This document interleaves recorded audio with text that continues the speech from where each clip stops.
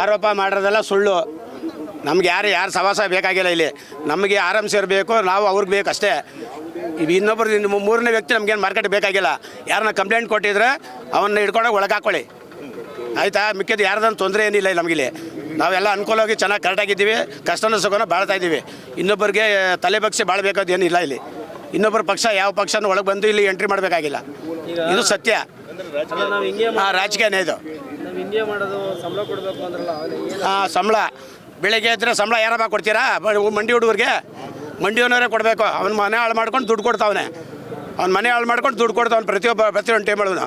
ಅವನೇನು ಮಂಡಿ ನಡೆಸಿಲ್ಲ ಅಂದರೆ ಏನು ಕೊಡ್ತಾನೆ? ಇವರೆಲ್ಲ ಬಂದು ಅಬ್ಜೆಕ್ಷನ್ ಮಾಡಿದ್ರೆ ಎಲ್ಲ ಸ್ವಂತ ಜಾಗ ಇದು, ಸ್ವಂತಕ್ಕೆ ಬಂಡವಾಳ ಹಾಕಿದ್ದೀವಿ. 350 ಕೋಟಿ ದುಡ್ಡು ಸುರಿದಿದ್ದೀವಿ. 350 ಕೋಟಿ ದುಡ್ಡು ಸುರಿದಿರೋದು ಮಂಡಿಯವರು.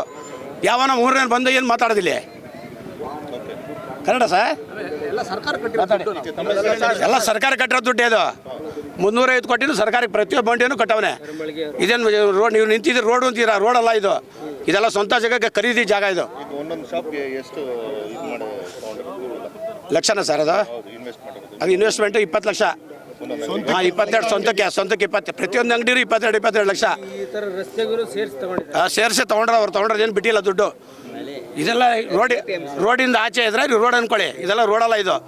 ನಾವು ರೋಡ್ ಜನಗಳಿಗೆ ಅನುಕೂಲಕ್ಕೆ ಮಾಡಿಕೊಟ್ಟಿರೋದು ಇದು. ನಮ್ಮ ಅನುಕೂಲಗಳಿಗೆ ಅವ್ರಿಗೆ ಮಾಡಿಕೊಟ್ಟಿರೋದು ಓಡಾಡಲಿ ಅಂತ. ಅದು ಬಂದು ರೋಡು ಅಂದರೆ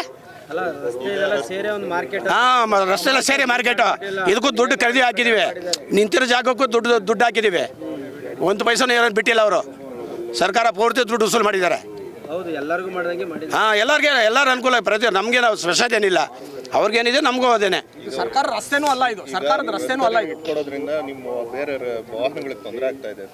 ಯಾರು ಸರ್ ತೊಂದರೆನೂ ಆಗಲ್ಲ, ಏನೂ ಆಗಲ್ಲ ಸರ್. ಎಲ್ಲ ನಾವೇ ಅಡ್ಜಸ್ಟ್ಮೆಂಟ್, ನಾವೇ ಓಡಿಸೋದು, ನಾವೇ ಇರೋದು.